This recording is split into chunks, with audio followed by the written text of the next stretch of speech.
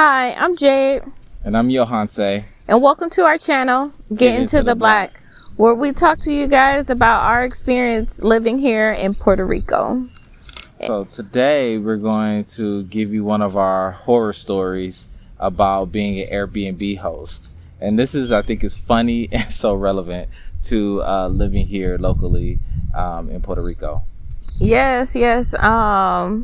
Before we get into that video, I want to say thank you for all your support on our, what was that video called? Not the scam video. Which one? How we got robbed? Oh, yes. In Puerto Rico. Robbed in Puerto Rico. Yes. We'll leave it, the video in here if you haven't watched it yet, but thank you to all who's been watching it, supporting it, leaving your comments and all that stuff. It's been really great to interact with you. Look at me messing up the mic. Anyway, like he stated, today's video is going to be another story time, because we saw that you guys like those videos so much. We thought, okay, let's continue with that and bring them another story. And with all the story times, we just want to do a disclaimer again that we're providing this content for educational purposes. It might be our experience as Airbnb hosts, but it is very relevant to where we are in Puerto Rico. Just because the history of Puerto Rico, as we get more into the story, you guys will understand a little bit more.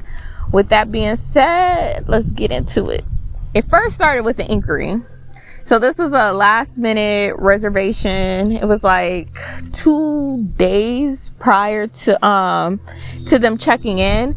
And with the first message, I should have already known something was going to be a little bit weird. Just how they introduced themselves was so odd. Their introduction was, hello, we are 12 Spaniards between the ages of blah, blah, blah and blah, blah, blah. And we want to be able to check out late because we have a flight at 8 p.m.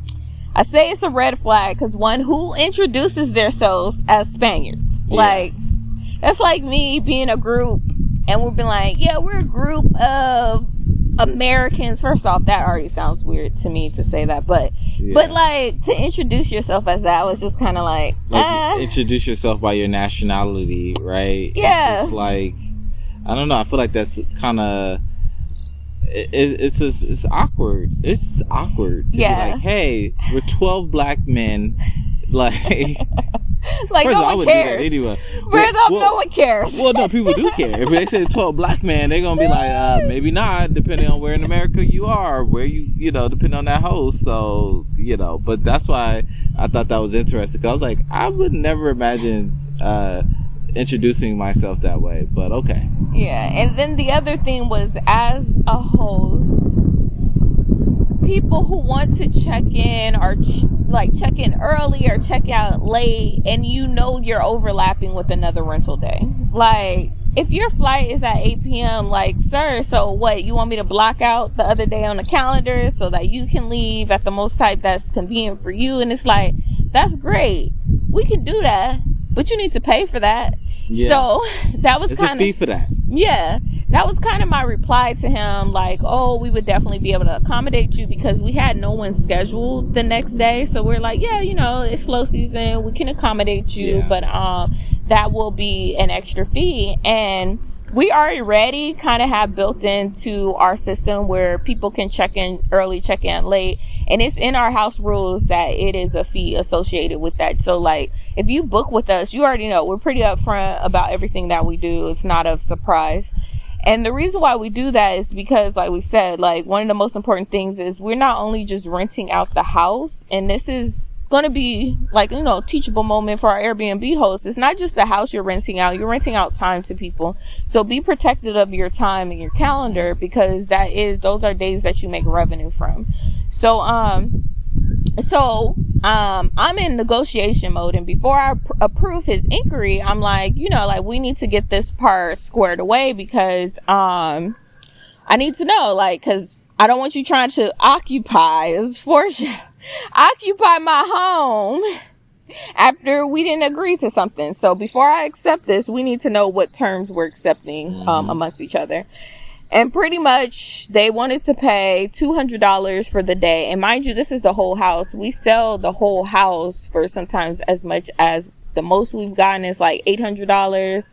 But sometimes, I'll work a little bit, but $200 was not enough. And I was just like, no. And he was trying to give the $200 off platform, which is a red flag number 2. Yo, it's like so many throughout this situation, which that caused me to open up the first ticket with Airbnb support. So whenever somebody does something they're not supposed to do, I'm a tattletale. I'm gonna report you. So I did report it. Ended up deciding that no, you won't check out late. You just keep the regular checkout time, and we'll go everything as normal. So it becomes a date of check-in, which is 2 days after this whole thing. So it's not like a long time has passed and they could forget what happened, right. Our conversation. No, this had all just occurred, and it all occurred in the app. So they have record of what we communicated. So, date of check-in comes and they contact us asking, can they check in early? I'm like, okay, yeah, we can get everything done and it can be ready for you like an hour early. It's $50 for an early check-in. So I send them the request. They never accept. So then I'm like, okay, well, I'm not going to change your logins or anything, because we use keypads to be able to access the home, and they have a time period on when their codes are active and they can be utilized to unlock the house. So I'm like, until you accept, I'm not going to update it. And then eventually they're like, we're not going to check in early. It's fine. You can cancel it. Great. No problem. We go throughout the day. We're chilling. Check-in time is about to come, but it's like maybe an hour before or something like that. Like the time that they said they wanted to arrive. They arrive at that time. They contact us. We see that because you can see when someone tried to access. So they tried to access the home. Entry doesn't work. Code doesn't work because it's timed. So they contact us like, oh, we can't get in. Can you give us the internet so we can utilize the internet so we can go somewhere else, to go eat or something? I'm already a little bit annoyed again, because why are you at my house early when you said you weren't going to be there? But whatever. But I do open up another ticket to tattle on them. So I start tattling on them again. To report. You're not tattling. What is it? Tattling? Tattling? Yes, I was tattling like a little kid. We're reporting here. Yeah, you're getting on my nerves pretty much. So I open up another ticket. I'm like, hey, this guest showed up early, tried to access the home. They couldn't. I tell them the spill.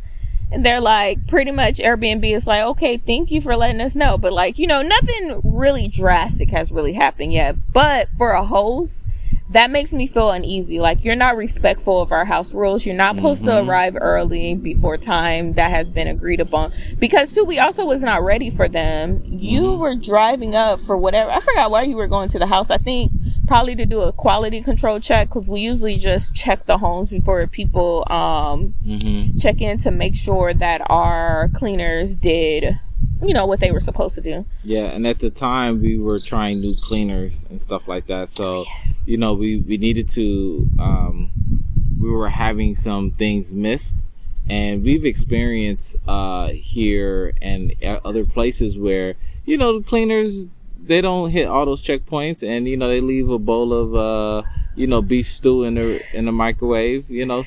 That happened to us when we first moved to Puerto Rico. Yeah, which is so interesting, because now I as hosts, we're on the other side of things. We realized that's a big deal. We didn't think anything of it. We literally just threw it away. Yeah, we just threw it away, and we told the guy hey, you want to be, your cleaners didn't do everything correct, and he was just like, oh, thank you. I haven't been to that house in 3 years.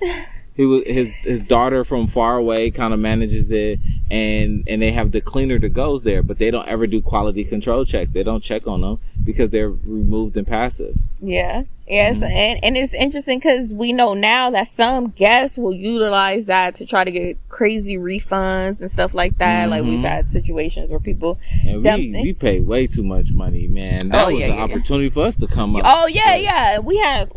I didn't even think about it. It was $3,000 for a month for that one studio. Yeah, it was. Like, it was crazy. It was small. It was small space. But that was crazy times.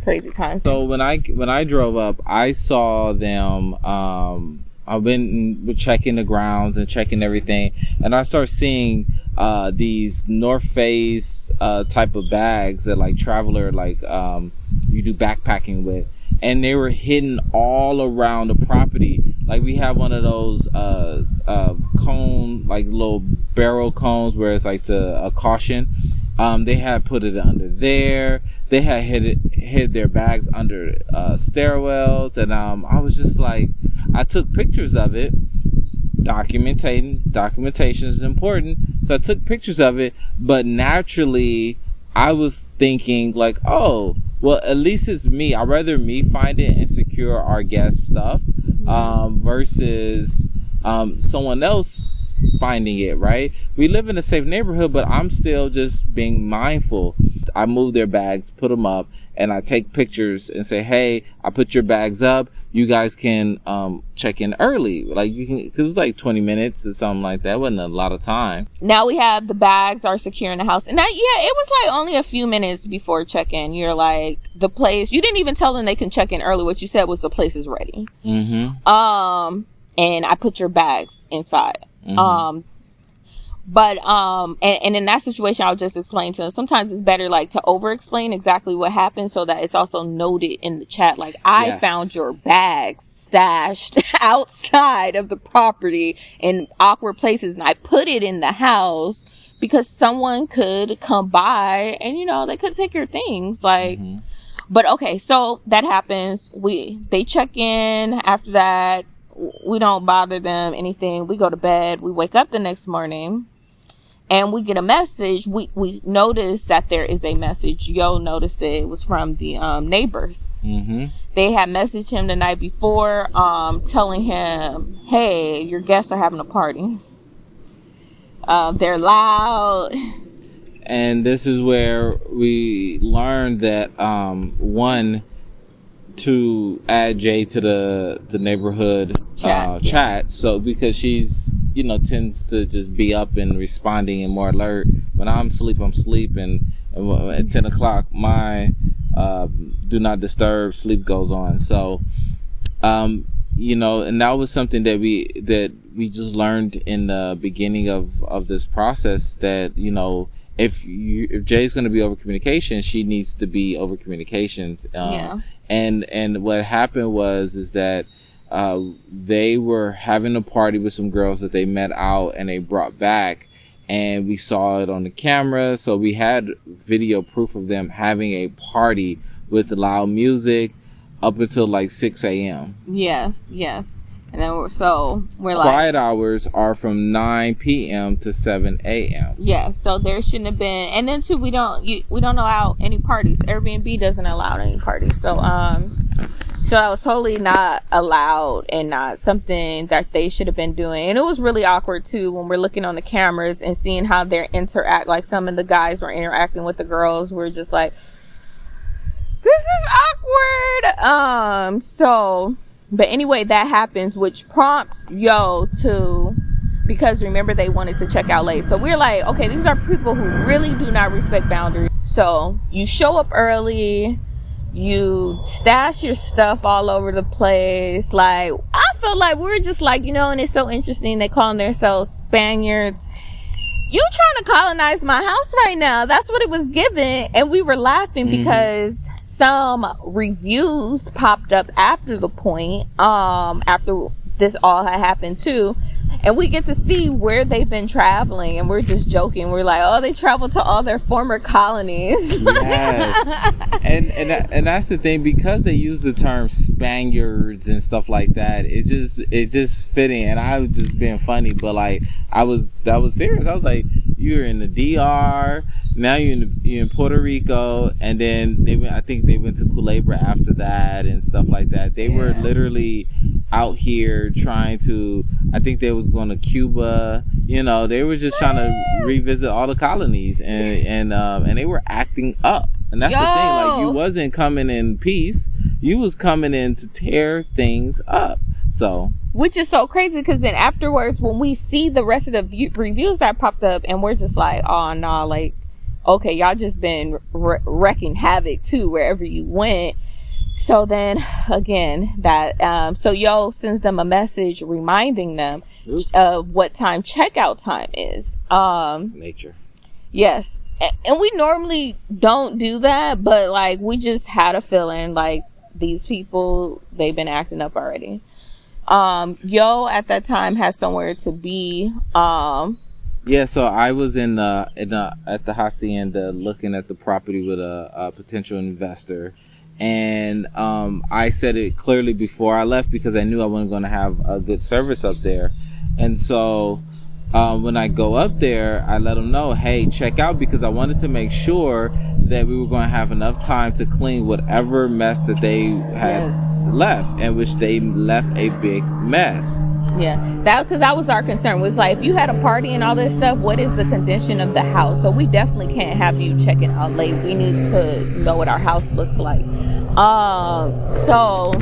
And we didn't at this time let them know that we knew they had this party. So we're acting real normal, which is like just a tactic we do with any time we have like problem guests. Like, we don't let on that like we know everything you're doing until it's time to unleash everything on you. So we're quiet about it. We just send that message. So, and I give a heads up to the cleaners, like, hey, it's these guys. And then too, like, because of their interaction, our cleaner are women, because of their interactions we saw on camera with those other girls, I just didn't feel very comfortable with putting them in that situation. So I also told them too, like, if you arrive at the home and they're still there, just let us know. We'll interact with them. So they got to the house, they were still there. Because too, how the locks work is you can't access the home after the time because your code won't work. You could see them on the cameras, left the doors wide open, walking barefooted. Yeah, they're walking around the house, around the whole property, outside, everything, because both of our units, they're separated. The only way you can access them is through a staircase that's located outside. So they're walking outside barefoot, chilling on the patio, feet up. I'm just like, oh, you think this your house? Like, yeah. They're not answering our phone calls nor nothing. They're not even attempting to leave. We're like, oh, you think you just about to, okay. That's why I'm like, okay. So then we open up another ticket. But because Yo was gone and he was doing the meeting and I had the baby, I had no transportation at the time because Yo had the car. I was like, and then plus two, I'm not about to go over there. So we told the cleaners, I said, leave. I want y'all to go up the street, go get something to eat. We'll pay for your lunch today. But just like, just go chill out. So, we wait for Yo, he arrives. By this time, we had already contacted the police too. That's when we had Teresa call them that time, right? Yeah, because we learned from when we got robbed in Puerto Rico. Check out that video. Is that the police in our area, which is it is the most tourist place here in Puerto Rico. Yeah. That most of the police officers here don't even speak English, or that they do but they don't want to. So I went to my attorney because it was like a Monday, Tuesday type of day. So she was at the office and I asked her, could she call? I'm calling. And then I asked, do you speak English? English. And they're like, no, again. I'm like, I knew it. And so I have her speak and they send out somebody. And because, I wanted to be mindful of our safety because you're talking about 12 guys and just me. Yeah. And a machete doesn't, I left the machete in the car, but I did have it. No, I probably had it on my hip. I don't know. I think you did have it on your hip that time. I can't remember if it was... Because people were wilding. I was just like... Someone was like, that's so barbaric. I was like, is it though? But you were on the countryside and he was literally like chopping. You had to chop through. So it was like, there was a reason you had it. So then he picks up me, baby Yo. We get in the car. We drive over there. Yo gets out. Oh, on the way there though, the guest finally responds. After I've been calling all day, Airbnb's been calling him, everybody's been texting him. It's probably been like almost. It's almost two. It's 1, 2, 2 p.m. Sorry, we outside with bugs. But Yeah. but yeah, so it's been quite some time. You're supposed to be going at 11. 11 a.m. and they didn't leave until like 2 p.m. Yeah. So that's what I'm saying. Like, they were really on some Occupy La Perla Verde type of situation because they didn't leave. And they weren't planning on leaving. They wasn't planning on leaving, so we had to still sit in the car and wait for them to leave. And so what we ended up doing was, I went to knock on the door, but they had the lock, so I just opened it. And I was like, "Hey guys, what's going on? You leaving?" They're like, "Oh yeah, we ordered our Uber," so we sat in the car, wait for them for another like 15-20 minutes for the Ubers to come and pick them all up. But it was just a situation where you gotta read the red flags. So, yeah. And this is where it gets to the next part. Yeah, but then it also confirmed too that they definitely had a party because they were all guys. And they tried to, on the text messages they sent us talking about somebody went to the hospital. We haven't been at the house. Sir, you're lying. We have you on camera. We see you guys walking around here sunbathing on my patio. Like, what are you talking about? You've been over here big kicking it. And I don't understand what if your friend was sick, what does that have to do with not leaving and not communicating? It's 12 people. All 12 of y'all, all 11 of y'all need to be with him at the hospital? No. Y'all need to occupy the house. You have obligations to be out by a certain time. So, and just get to the point of what happened next is that they did mess up the house. They were smoking. They had smoked in the house. We had cigarettes all over the place. Throw up. I mean, sheets were ruined. I think they bent some forks, missing cups. Just random stuff. Oh, it was not the worst condition we had ever seen the house in, but it also too was not the best. It was like, really, guys, smacked in the face by a leaf. But yeah, beautiful tree. Yes, it was like, really. And this is why we don't want you to stay any later. We end up having to shut the whole house down, both of the units, so we could clean air out, all that stuff. Charged them. I don't know if they ever end up paying for it, but Airbnb paid it. So what ended up happening is they leave, and not soon do they leave. So I'm communicating with support. I've been talking to them off and on since they first tried to make their reservation. So this is like 3 days worth of me tickets, talking to support and stuff like that. So I'm talking to her. She's like, don't worry about it. Just take your pictures, just document it, send it. If they leave a bad review, because I'm like, these people are not good people. Like, they are over here running amok. And I wouldn't have rented to them if I would have seen these other reviews, but they showed up after the point because they have been going to different places, just basically destroying everything.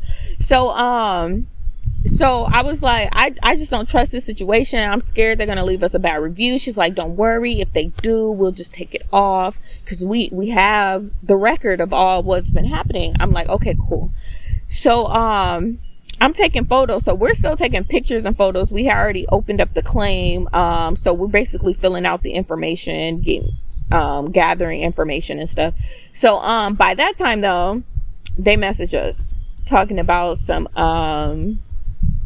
it was the weirdest thing. We got some people from our group got bed bugs from sleeping on the floor. I was like, if there's bed bugs on the floor, like, you would have seen them. So you was laying on a floor full of bugs? Like, that sounds so weird. But then also too, bed bugs do not show that quickly, sir. Like, y'all just left here. You were only here for a day. Mm-hmm. Bed bugs sometimes take up to a week to show evidence of them. So how do you know you got that from us? But he sends a picture of, like, he did look like somebody ankles got ate up, but that could have been anything. You could have got ate up by mosquitoes. You could have got ate up by sandflies. There was no evidence in our home of any bed bugs. And that's the thing about bed bugs. You can see them. Yeah. Literally can see them. They leave.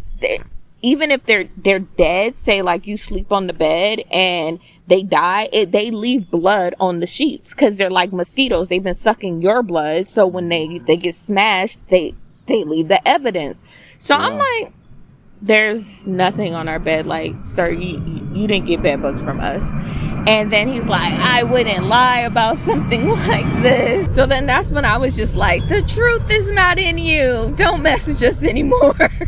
Like, and that was like when we were done. And so that's where it kind of ends, because, you know, going through that experience, it was just really difficult dealing with that, because Airbnb wasn't very supportive. And at the time, like I said, I was working on us getting our another property and meeting with investors and stuff like that.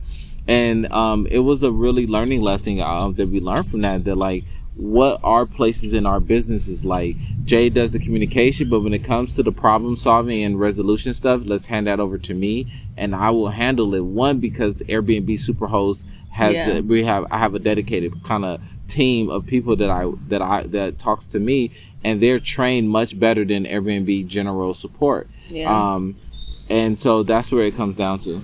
And we'll do a like story time or something like that later on about how we got the review removed, because of course they did post a retaliatory review, and how that process went. I'm just grateful that we were able to work together, and that we're a team, because like I said, it's a lot, you know, like this is a business, and you think about hotels and stuff like that, the way, and this is why I get offended, honestly, when people try to compare the Airbnb market to hotels. That is a full service 24/7 type of service that you're getting, that you're paying for. That's why it costs what it costs to do that. That's why the size, everything is scaled to a certain way. And so and that's when I had to realize, like, we're a vacation rental, right? You're staying with us so you can have a near like home experience, which is different than being in a hotel. It's a very touristy situation. Everything's very convenient. But for here, you're trying to get more of a local, more of a feel of like how an area really is. You're seeing, you know, you're mixing in with the locals. Versus when you're in a tourist in a hotel, hotels have hotel sections and stuff, right? You don't get to mix in. So that's why I really enjoyed, I really were able to learn from this situation, and make jokes about the colonization of the Spaniards of their old colony in Puerto Rico. So thank you all for listening to our story about how these 12 Spaniards tried to colonize La Perla Verde. Look, and you know, and that's the thing, it's the colonization, the like, it's these terms that people use, and we were just talking about this, that, you know, we're going to talk about that again, like terminology and how important it is. We're going to do a whole little segment on that, because I think it's really important to understand what you're saying. And I know a lot of humor is dark, and people like to just like, it's just fun and joke.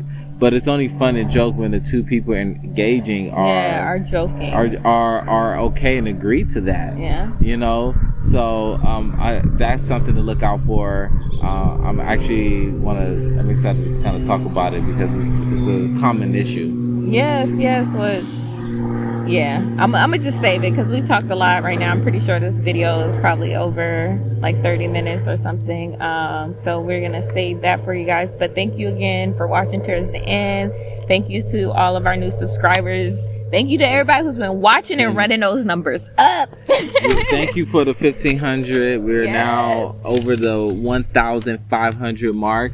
We're going for that 2,000 subscribers. Thank you for our tribe that's been continuing to engage. And that's why, you know, you guys ask for these story times, like what's really going on in your life, like, you know, and we're happy to share these moments, you know, like saying, you probably already saw it by the time this comes out, but the big city scammers, you know, that was a whole experience. And you know, when you're going through these things, like, it takes time to process this, right?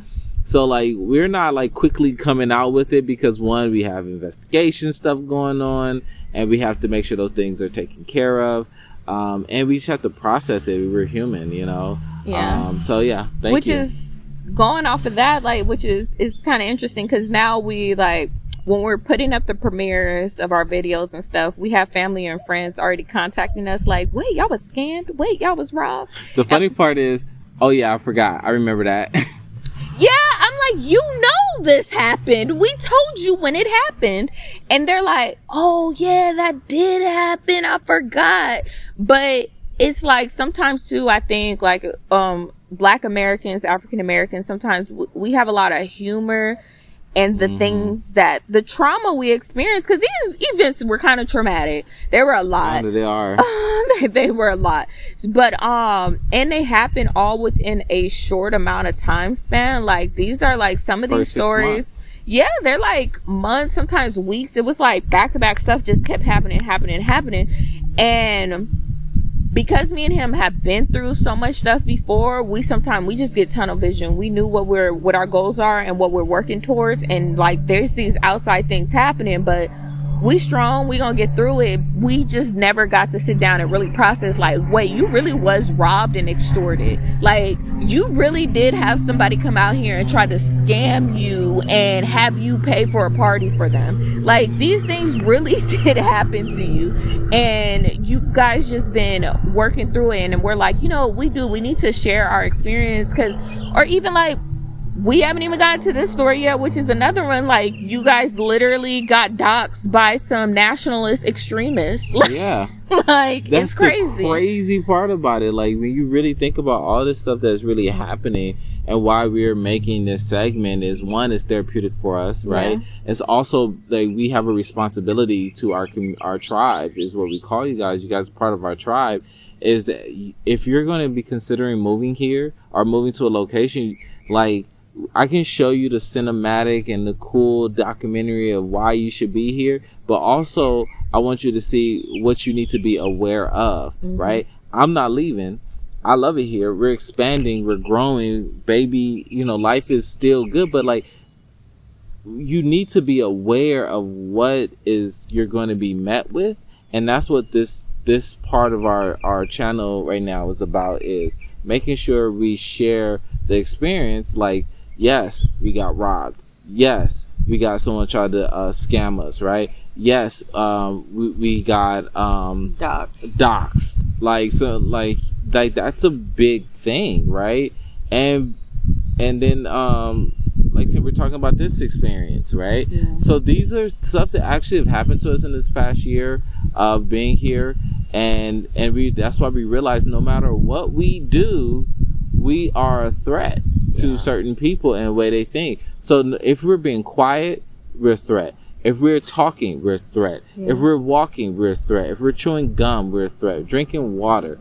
And it's like, we know our history. And so that's something we're going to start intertwining with our channel. Because I think it's important to educate and not just entertain. So this is for entertainment purposes, okay, y'all? Yes, it's entertainment and educational purposes, so you guys can get the real deal.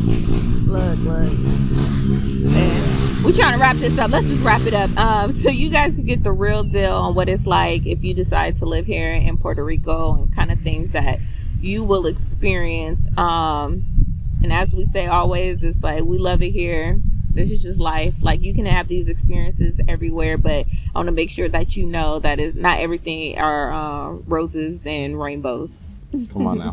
All right, guys. Thank you so much for listening this far. Please like, comment, and subscribe if you haven't, and share this video with those who you think would be interested in this and learning from this, our life experiences. Thank you so much. Love you. Bye.